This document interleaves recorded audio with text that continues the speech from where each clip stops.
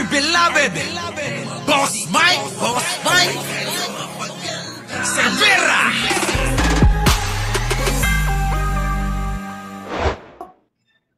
Ang pulisya, a little while ago, medyo they were withdrawing dahil nga sa... Tignan nyo mga kababayan ko sa Mindiola. Mga kababayan yung mga nag-aaral sa yung mga anak nyong nag-aaral sa San Beda, medyo pag-ingatin nyo sila sapagkat dito ho dumadaan po yung mga kabataan, mga estudyante na nag-aaral diyan po sa San Beda. Mga kababayan ko, kita nyo yung ginawa nila. Yan. Batuhan. Yan. Mula dito sa ilang mga individual. Pakinggan nyong maigi ito. Pakinggan nyong maigi itong sasabihin ni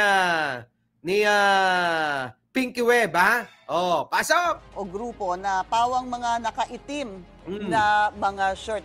Ayun na po. Ayun na. So, tignan nyo, sinunog yung backhoe mga kababayan. Sinunog yung backhoe, sinunog nila. Sinunog na rin itong backhoe, no? Itong backhoe na makikita nyo po. Same thing, almost the same kind of situation. Nakikita nyo po ba yung bandilang kulay itim na yan? Yan po sila. That we saw sa Ayala Bridge. Ito po, same po yung mga nanunog sa Ayala Bridge. Sila rin po yan, mga kababayan ko. Again, recto, Mendiola, papasok o papuntang Malacanang, malapit sa CEU. So, patuloy nating babantayan ang nangyayari dyan. But we can continue to show what is going on. Again, wala po tayong idea kung sinong grupo ito at sa mahabang coverage ng BNC. Narinig nyo mga kababayan ko? Wala silang idea kung kaninong grupo yan. Bakit? Isiningit lang ni Chavit yan. Mga kababayan, isiningit lang ng grupo nila Chavit. Kung sinong grupo ito. Tingnan nyo. Again, wala po tayong idea kung sinong grupo ito. At sa mahabang coverage ng BNC, ay patuloy naman ang ating pagtanong sa pulisya kung meron silang intel reports. Nako, sigurado na.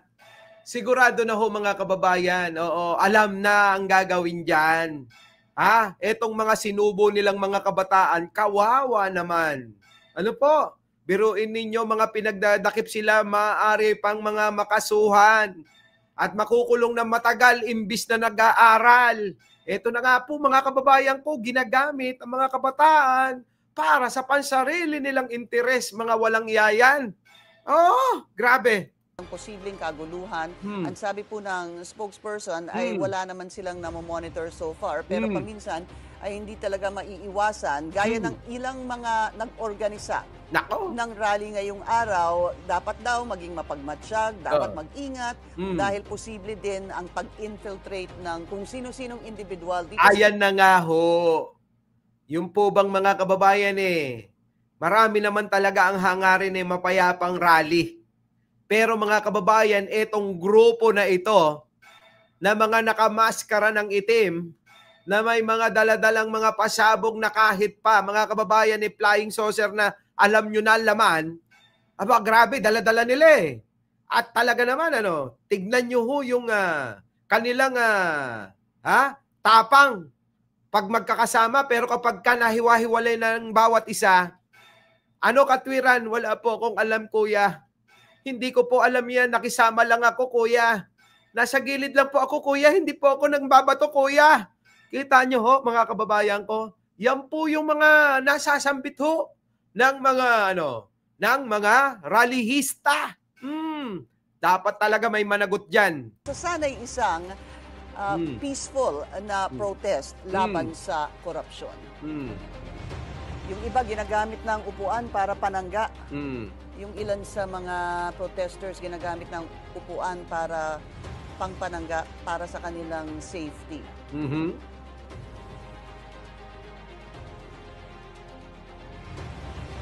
Grabe, mga kababayan. Sa mga hindi pa nakapanood nito, enjoy nyo na lang. Pero mga kababayan, ito ho alam nyo na, hindi naman magtatagal.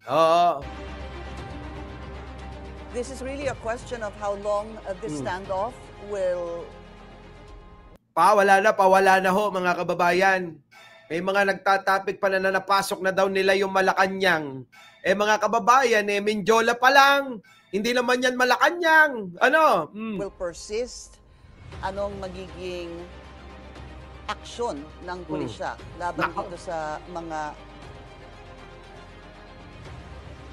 marahas na protesta? Yan, marahas. Ikaw na mismo nagsabi Pinky Web. Yang marahas na protesta na yan mga kababayan pag walang napanagot si Remulla. John Vic Remulla, nananawagan kami. Baka wala kang mapanagot dyan. Magiging wala ka na namang silbi.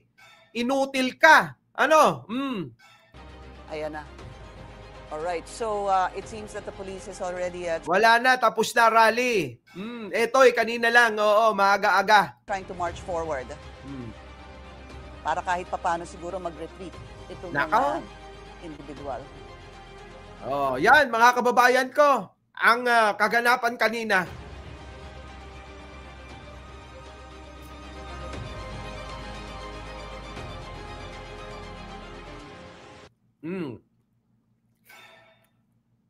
Ito pa mga kababayan na matindi. Hindi pa nagtatapos dyan mga kababayan Tignan nyo. Yan Yan ho yung mga bata na mga nambabato. Yan po mga kababayan yung Yan po yung mga na-impluwensyahan nung mga nanawagan na mga influencer Oo, na mga bataan ni Chavit Singson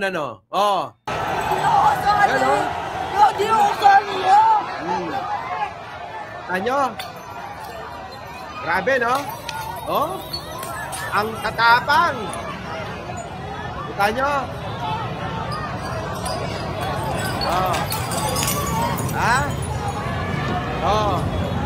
Diba? Ako? Grabe, Tignan nyo mga kababayan, mga bote, mga bubog, mga binabato nila, mga malalaking, mga bato, bote ng mga kung ano-ano. Ay, grabe, ang dami nilang dala. Talagang handang-handa po sila Kaya alam nyo mga kababayan ko, dapat talaga imbestigahan yung mga nanawagan. Tulad nila makagagong-gago talaga. At sila Boss Toyo na nanguna. Yan ang impluwensya nyo, mga tanga. Ito mga kababayan, nuknukan ng tanga. Hindi nila inisip mga kababayan kung ano magiging resulta ng panawagan nila. Ayan ang resulta. Paano na? Nako po! Baka kayo sa isang araw bukas, kayo'y ipatawag at imbestigahan. Nako mga kababayan ko. So eto, puntahan natin. Yung po bang sinasabi ko kanina, na akala nila mga kababayan ng mga DDS kanila yung rally. Pero bakit yan Tama! Dahil habang nangyayari ang milyon-milyon na pagnanakaw na ito. Kita nyo, nakikita nyo ba? Resign Sara now. Panagutin si Sara. Sara litisin. Panagutin ang mga kurakot. Isang guro nagsalita na. Sara litisin na. Nako, mga kababayan ko. Paano na yung sinasabi nyo? Na ang rally na ito ay para sa mga DDS na loko-loko. Nasaan na kayo? Bakit nakita namin kanina ay kakapranggot pa rin kayo? Mas marami pa yung mga tao na dumalo, na nanawagan para pababain, litisin, panagutin si Sara Duterte. Di po ba? Akala ko para sa mga DDS yung rally. Eto, mga kababayan, panoorin nyo. Ang sektor ng edukasyon ay nakararanas ng matitinding kakulangan, hindi lamang sa learning materials, sa mga classroom, mga guro at mga ginagamit sa panturo. Nakakagalit sa katunayan nung nilabas ng Korte Suprema ang kanyang desisyon. Isa lamang ang reply ng mga teacher. Ang sabi niya, we cannot forget 125 million is spent in 11 days. Grabe, no? Convict Sara now. Litisin at panagutin. Grabe. Tapos sasabihin nila mga kababayan, DDS rally to. Sabi ni Banat Pai, lagot ka na, Bongbong Marcos. Nandito na mga DDS. Putik na yun, wala pang 30 yung mga DDS na nagrarally. Nagmamakaawa pa sila sa gilid ng kalsada. Habang winawagayway yung bandila ni Topacio, na mukhang may topak. Ayun, mga kababayan, walang nakuha na simpatsya. Kung hindi pa napilitan yung isa na bumusina. Ay nako, mga kababayan ko, pero iba talaga eh. Mas maraming against kay Sara Duterte sa rally na nangyari kanina eh. Tama yon mga kasama dahil nabanggit nga natin kanina habang nagaganap ang nakawa na yon, ang teacher sa panahon yon walang laptop. Sa katunayan, makapal ang mukha ni Sara, sir. Oo, boss. Oo, sir, makapal talaga mukha nun. Habang wala kayong mga laptop na magamit, habang ang mga batay walang tablet na magamit, si Sara Duterte nagpapakasasa sa 11 araw na ubusin ang 125 million. Ang performance-based bonus, delay na ka, kulang pa nga. Habang nagsisiksika ng mga bata, walang learning materials sa loob ng paaralan. Pero may maririnig ka at nabalita at nangyari nung panahon na yon. Nakita naman sa congressional hearing na nanawagan ka ng 50,000 na sahod, pero may sobre, may payolang 50,000. Nanunuhol si Sara Duterte yun. Meron 25,000, may 50,000 na sinusuhol. Grabe, no? Kapal ng mukha. Oo, hindi lang malapad, mga kababayan. Hindi lang singlaki ng planggana ang pagmumukha niya si Sara. Oo, makapal pa, singkapal ng tabla. Ano po? Sana yung singkapal at singtigas ng mukha yung nilagay nila sa flood control, ano? Singkapal at singtigas ng mukha ni Sara sana ang ginagamit nila para mapatibay yung flood control. Oo, at mga simento at mga bakal. Kaso hindi ho. Buwan na binibigay ni Sara Duterte sa kanyang mga kasamahan sa DepEd. Ay, magkakasapakat sila. Ganon talaga mga sindikato, hindi pwedeng siya lang. Kasi baka ikanta siya. Ang nangyari mga kababayan, naipit lahat yung mga empleyado niya. Tuluyan pa rin kinanta siya na nakatanggap ng, grabe daming sobre. Naglalaman ng 50 mil kada buwan. 25 mil kada buwan. Samantalang yung mga teacher na nasa mga liblib na mga lugar nating mga kababayan, wala pong magamit kahit laptop na mumurahin. Yung mga estudyante natin, wala hong magamit na tablet kahit yung tagta 3,000 na lang. Ganun, katindi si Sara Duterte. Nananawagan ka na dapat nag-hire na maraming teacher dahil 100,000 guro ang kulang ng time na yon. Pero may dalawa kang general. Nung time na yon ay sumesweldo na hindi bababa ng 80,000. Technical consultant pa lamang yan. At kung maalala nyo, isang officialist din ng DepEd nung panahon yon, si Ablan. Hanggang ngayon, na-issue sa usapin ng laptop. At alam naman natin puno ng corruption noong time na yon. Kaya nakakalungkot lalo sa mga teacher ang ganitong pangyayari ay nagpapatuloy. At kaya natin sinisingil si Marcos. Dahil maalala nyo kahapon lamang sa kanyang SONA 2025, ang sabi niya, ang pinakamahalaga sa sektor ng edukasyon ay ang mahal nating mga guro. Correct! Ayan na nga, ginagawa na ng paraan kaya pinondohan ng, yan na nga pinakamalaki, sir. Ang pondo nyo sa DepEd. Kayo ang pinakamalaking may pondo ngayong 2026. Di po ba? Eto pa, mga kababayan ko. Dinig ang panawagan ng taong bayan. Ayan, mga kababayan. Nagrarally na sila. Natuluyan ng patalsikin sa pwesto at panagutin ang magnanakaw at ang traidor sa taong bayan na si Sara Duterte. Traidor sa taong bayan daw si Sara Duterte. Mga kababayan ko, ayan panagutin ang mga kurakot at mga Sara litisin, ewan ko na. Ngayong araw, papunta na tayo sa tarangkahan ng Senado upang mangalampag at ipanawagan sa mga senador ng ating bansa kasabay ng kanilang pagpupulong para muling talakayin ang kaso ng impeachment laban kay Sara Duterte. Patay! yari ka na, mukhang matutuloy na talaga. Mapipilitan ng mga senador na talakayin muli yung impeachment trial mo, Buday. Nako, ewan ko. Ano mangyayari dyan, mga kababayan ko? Wala na ho. Oo, tuloy-tuloy na ho yan. Na dapat talaga magwala na, sumigaw na ang taong bayan para mapatalsik na ho si Sara Duterte. Walang silbi, mga kababayan, walang silbi na vice presidente. Sa kasaysayan, mga kababayan ng Pilipinas, ngayon lang tayo nagkaroon ng vice presidente na never nagsilbi. Ano po? Manidilbe pero walang silbi. Nakita nyo yan? Hinuli na ho. Ayan, sabi rito, DCRH News, inaresto at pinaswasan ng mga kapulisan ang ilang rallyista sangkot sa pambabato at panununog ng container van sa Ayala Bridge ngayong September 21. Yan, kita nyo? Uli, mga kababayan, ito yung mga napahamak Ito yung mga na sulsulan, ano? Alam nyo, mga kababayan, hindi ako naniniwala na wala talaga na nag-uutos sa kanila. Parang parehas nga ho kami ni Atty. Claire ng pagkakaanalisa. Sabi rito ni Atty. Claire, basahin natin. Wala namang gagawa niyan kung wala namang nag-uutos. Sabi ni Yussi Claire Castro, nako po! Kaya alam nyo kanina, nako, madudulas pa ako. Marami ho talagang mapapanagot dito sa nangyaring kaguluhan, panununog, mga kababayan na ito. Maraming mananagot yan, hindi papalagpasin yan. Nako po, ewan ko na lang.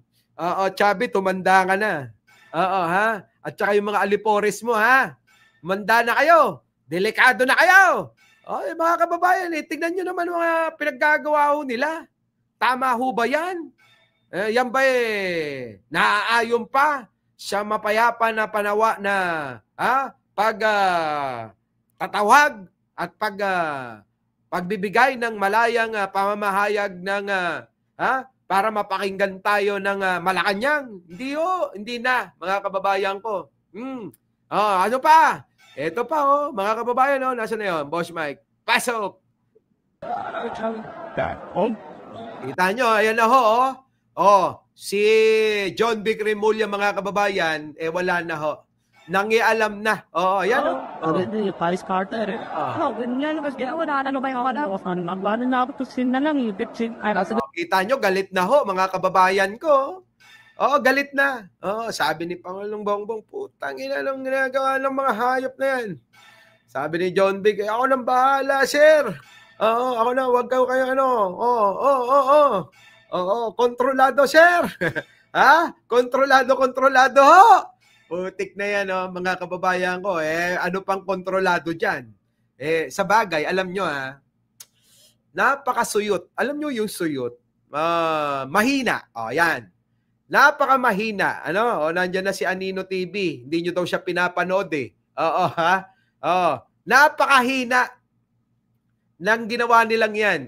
Biruin nyo, nanawagan mga DDS, mga Duterte, Chavit, sumama na yung matandang hukluban.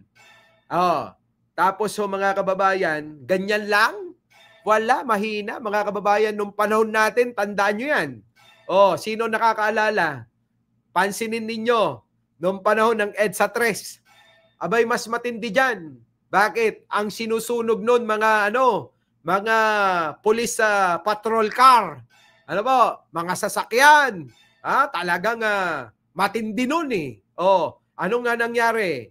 Kung hindi pa nagpaputok at namaril si Gloria nung araw na yon, malamang yari si Gloria nun. Ganon. Yung iisa lang yung panawagan. Hindi yung ang dami-daming panawagan. May anti-Sara Duterte. Merong, may mga anti-Sara BBM. Merong resign na Marcos resign. Ano yan? Tapos mga kababayan, gusto nila, tawaging iisa lang. Paano magiging iisa? Iba-iba kayo ng panawagan. Di ba? Mga baliw kayo. Kundi ba naman kayo mga tanga? Nagrally kayo, iba-iba panawagan nyo. Mga bobo talaga, mga kababayan eh. Ano po? Nagrarally sila, iba-iba panawagan nila. Kailan kayo nakakita ng ganun? Ngayon lang yan. Noon mga kababayan, kapag ka may rally, iisang panawagan. Pag sinabing ang panawagan ay resign Gloria Labandera, yun lang. Ano po? Pag sinabing mga kababayan, resign Pinoy, yun lang, isa lang. Pag sinabing mga kababayan, resign Ramos, isa lang ho eh. Pero ho ngayon, pansinin nyo, napakaraming sinisigaw. Kundi ba naman mga takay? Ha? Kaya nga ho mga kababayan, sabi ko, yung anak ko dyan nag-aaral eh. Kung saan kung saan kung saan nag-rally na yan, dyan po, sa San Bede. Mga kababayan, biruin ninyo na apektuhan yung mga pag-aaral ng mga bata. Tapos ganyan lang, yung resulta. Wala, mga kababayan, mahina. Hindi uubra yan. Hindi pa gumagamit ng dahas, kita nyo. Ang mga kapulisan, talagang, kita nyo, di ba? Hindi lumalaban. Hindi lumalaban mga kababayan eh. Kahit na mga kababayan, gigil na siguro sungal-ngalin yung mga mukha ng mga rallyista eh. Yung po bang sinisigawan, pati yung mga pulis na? Di po ba? Pero ang mga tao, ang mga pulisya, talagang control eh. Control na control sila. Kinontrol yung mga sarili nila. Para hindi makapanakit ng kapwa Pilipino. Our beloved Boss Mike Severa.